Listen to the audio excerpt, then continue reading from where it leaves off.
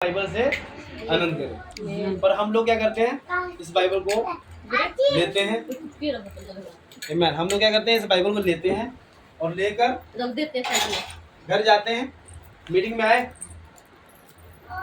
ऐसे लेके आए, सबको पता लगे कि हाँ यार बाइबल लेके जा रहा लड़का धार्मिक है ना। और लेके आए, यहाँ रख दिया, किसी भाई ने शेयरिंग की, हमने इसको निकाला, देखा, लिखा है सही है, बस कोई तो है देखते भी नहीं है, सिर्फ फोन में। पर हमने देखा, निकाला, ले गए, मीटिंग खत्म हुई, घर पे गए, जाने के बाद यहाँ रख दिया, अगले हफ्ते मैंने यहीं से उठाना है और उठा के मैंने क्या करना है, गंदी हो गई थी। चलो बाइबल, चलो चलते हैं ना, परमेश्वर के लिए हम जाके हम बातचीत करेंगे। मैं एक चीज आनंद कर रहा था, वो क्या चीज है कि दूसरा इतिहास का मैं अभी किताब पढ़ रहा हूँ। दूसरे इतिहास में हम देखते हैं कि परमेश्वर ने सुलेमान को एक दर्शन दिया। सुलेमान को परमेश्वर ने चुना। सुलेमान कौन है, मेरे को बता सकता कोई? सुलेमान कौन है? सुलेमान जिसने परमेश्वर ने जिसको बुद्धि दी थी, और ऐसी बुद्धि दी कि परमेश्वर ने उसको कहा कि मैं तुझे ऐसी बुद्धि और समझ दे रहा हूँ कि ना आज तक किसी के पास हुआ है और ना कभी तेरे बाद होगा उसके पास बुद्धि ऐसा। वो सबसे बुद्धिमान पुरुष था पूरे वर्ल्ड का, है ना। परमेश्वर का एक जन था वो, उसको परमेश्वर ने एक बुद्धि दी जब उसने मांगा। और उसने, जब आप उसको पढ़ेंगे ना, पहले अध्याय में जब पढ़ोगे तो उसमें बहुत अच्छी बात लिखी है, उसको परमेश्वर ने बुद्धि क्यों दी है, देने का रीजन है। आप अपने बारे में मांगते रहते, प्रभु मेरे को गाड़ी चाहिए, मेरे को बंगला चाहिए, मेरे को ये चाहिए, वो चाहिए, है ना। पर हम सबको क्यों नहीं मिलता है? हम सब अपने, हम ना क्या कहते हैं, खुदगर्ज लोग हैं। हम अपने बारे में ही ज्यादा सोचते हैं, दूसरों के बारे में नहीं सोचते।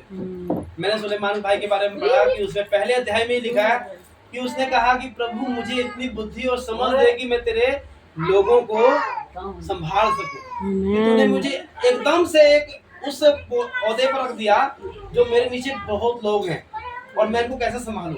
ये तेरे लोग हैं, मैं इनको संभाल सकूं, इसलिए मुझे बुद्धि और समझ दे। और परमेश्वर उसको उसका नहीं दिया, उससे 10 गुना बढ़ा के दे दिया ना, जो मांगा परमेश्वर से।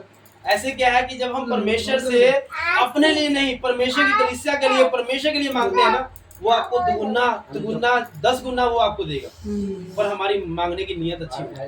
हे प्रभु यीशु, मैं एक अभी हे प्रभु यीशु, मैं कल 4 और 5 अध्याय पढ़ा था, और 4 और 5 अध्याय में मैंने एक चीज बहुत अच्छी देखी कि 5 अध्याय तक सुलेमान भाई ने परमेश्वर से बुद्धि पाई, और बुद्धि पाने के बाद सुलेमान भाई ने क्या किया कि परमेश्वर के लिए एक भवन तैयार करा। और भवन में बहुत बड़े, मतलब जब वहाँ लिखे है ना, बहुत पढ़ोगे आप, वहाँ पे फीते नहीं थे उस समय, वहाँ हाथ के सहारे लेते थे। कितने हाथ गिनकर बनाए। हम लोग यहाँ फीते से नापते हैं ना, वहाँ से उन्होंने हाथ से नापा, है ना। हाथ से नाप कर उसने भवन को बनाया, और भवन को जब बनाया, हे प्रभु यीशु, तो उसमें बहुत से चीज बढ़ते उन्होंने, है, बहुत सी चीजें उन्होंने बनाई, हे प्रभु यीशु। पर मैं उसमें एक चीज समझ रहा था कि जब भवन तैयार हो गया, भवन तैयार होने के बाद क्या हुआ कि वो परमेश्वर के उस चीज को, जो खास चीज था, जो उसके पापा को भी परमेश्वर ने दिया था। सुलेमान का पापा का नाम क्या था, किसी को पता है? सुलेमान के पापा का नाम, जिसने भजन संगीता लिखी, दाऊद सुलेमान का पिता था। और दाऊद को भी परमेश्वर ने एक चीज दी थी, एक संदूक दिया था। और एक संदूक वो क्या था कि वो संदूक उसको उस समय मिला था कि वो जाके उस समय दाऊद ने उस संदूक को अपने दाऊदपुर में लेके आया और वहाँ उपस्थित किया। पर जब सुलेमान ने उस भवन को बना दिया, तैयार कर दिया, तो वो संदूक बहुत से याजकों को लेके आए गए, और जो उनके अपने ही खानदान के थे, सुलेमान भाई के, और अपने ही खानदान के जितने भी याजक थे, मुख्य थे, जो प्रधान थे, उन सबको लेके आया गया, और उस संदूक को वहाँ शिफ्ट किया गया, उस भवन में रखा गया, और वहाँ पवित्र स्थान और मतलब वो बनाया था। पर मैं वहाँ पे एक चीज आनंद कर रहा था कि बाइबल कहती है कि उस संदूक में ना आपको क्या लगता है उस संदूक में क्या होगा? 10 आज्ञाएं। आमेन। हे प्रभु यीशु, हमने पढ़ी है तभी हमें पता है। उस संदूक में वो दो क्या नाम थे, हे प्रभु यीशु, जो मूसा को 2 पट्टियां दी गई थी ना, वो पट्टियां उस संदूक में थी और वो इतना पवित्र था। वो पट्टियां उस संदूक में थी और वो पट्टियों को परमेश्वर किसने दिया? उस पट्टियों को मूसा को किसने दिया? परमेश्वर ने। उस पट्टियों में आपको क्या लगता है कि इसमें क्या लिखा होगा? 10 आज्ञाएं। सिर्फ 10 आज्ञा होंगी उसमें? नहीं।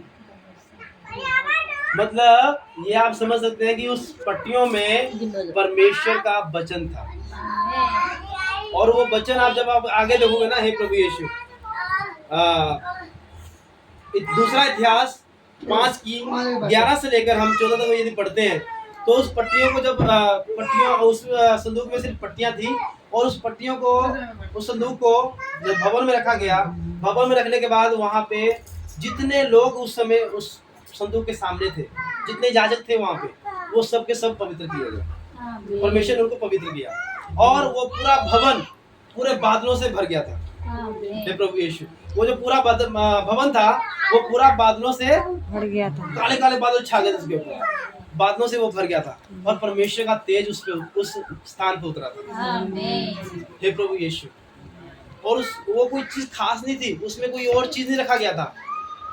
वो उस समय कोई खास चीज नहीं थी कि हाँ वो 2 पट्टियां जो थी वो कुछ खास होंगी। वो खास आपकी इस चीज में भी है। हे प्रभु यीशु, वो 2 जो पट्टियां थी वो आपकी इस पट्टियां में भी है, जो आज हर घर में है। परमेश्वर का आत्मा, परमेश्वर का तेज उस 2 पट्टियों पर, उस भवन पर उतर सकता है। तो आज आपके ये घर में रहती है बाइबल, ये घर में आपके बाइबल रहती है। आप परमेश्वर का तेज आपके घर में क्यों नहीं उतर सकता? सिर्फ और सिर्फ एक कारण है कि हम उस समय वो लोग पट्टियां की इज्जत करते थे, महिमा करते थे, उसकी प्रार्थना करते थे। हम सब क्या करते हैं? हम सब जाते हैं, बाइबल लेते हैं और रख देते हैं। रखने के बाद अगले संडे हुआ, उठाई झाड़ी चले गए, फिर आए फिर रख दिया, फिर उठाई झाड़ी चले गए। मेरे प्रिय भाइयों बहनों, हम सब के अंदर क्यों नहीं काम परमेश्वर करता? क्योंकि हम सब इसको पढ़ना ही नहीं जानते। जो लोग मूर्ख हैं वो कहते हैं कि हम इसको पढ़ना सीखें, और जो लोग बुद्धिमान हैं, जिन लोगों को परमेश्वर ने पढ़ा दिया है, कॉलेज तक भी करा दिया है ना, या कॉलेज से भी ऊपर डिग्रियां दे दी, वो लोग इसको पढ़ना नहीं चाहते। शैतान आज हमारे अंदर क्यों काम कर रहा है? क्योंकि हम इसको पढ़ नहीं रहे। हमने बाइबल से प्रेम ही नहीं किया। हम यदि बाइबल से प्रेम करेंगे ना, और परमेश्वर से प्रेम कर कर बाइबल की इज्जत करेंगे, हर रोज बाइबल में पढ़ेंगे, आपका मन, मैं डेफिनेटली कहता हूँ, आपका मन कहीं और जाएगा ही नहीं। पड़ोस में ही बाजा क्यों ना बजता हो, आपका ध्यान उधर जाएगा ही नहीं। आपके जिगरी यार क्यों ना आपको खींच के ले जाए, नो, आप नहीं जाओगे। क्यों? क्योंकि आपने सच्चे परमेश्वर को जाना। हे प्रभु यीशु, हम सब इस बाइबल को पढ़ें। ये बाइबल का परमेश्वर का दिया हुआ एक भेंट है, और सच में मैं कह रहा हूँ, धन्य है हम लोग। क्या है? धन्य है हम लोग जिनके घर में बाइबल है।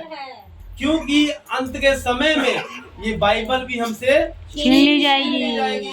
और सच में परमेश्वर का उस समय परीक्षा का दिन होगा कि वो हमारी परीक्षा करेगा, और जब हमसे छीन ली जाएगी तो हम कहाँ जाएंगे? अभी समय है, समय रहते हम सतर्क हो जाएं, पढ़ें बाइबल को और अपने परमेश्वर को सच्चे दिल से माने और उसकी आज्ञाओं को चले। आमीन। और सच में मैं यही चीज आनंद कर रहा था कि हमें परमेश्वर के तेज को, मैंने उस चीज में देखा कि परमेश्वर का तेज वो 2 पट्टियों पे आ सकता है, तो आपकी पूरी बाइबल पे भी, आपके पूरे घराने पर भी वो परमेश्वर का तेज आ सकता है। और जब परमेश्वर का तेज आता है ना, तो पूरे के पूरे लोगों को पवित्र कर देता है। मैंने उसमें पढ़ा, मैंने दूसरा इतिहास 5 अध्याय 11 से लेकर मैंने पढ़ा आगे, कि उसमें देखा मैंने कि जो 2 पट्टियां थी, उनके पास जब परमेश्वर का तेज उस पट्टियों पर उतरा तो क्या हुआ? जितने लोग, जितने याजक वहां खड़े हुए थे उसके आसपास में, इर्द गिर्द में, तो क्या हुआ कि वो सारे पवित्र किए गए। आमीन। ये बाइबल हमारे बीच में होती है, क्या हम पवित्र नहीं हो सकते? हो सकते हैं। होगा, पर हम सच्चे दिल से नहीं मान रहे। हमारा आमीन। विश्वास उस स्तर पे नहीं है, हमारा विश्वास उस स्तर पे होना चाहिए। आमीन। हे प्रभु यीशु, आमीन। कोई बात नहीं। आमीन।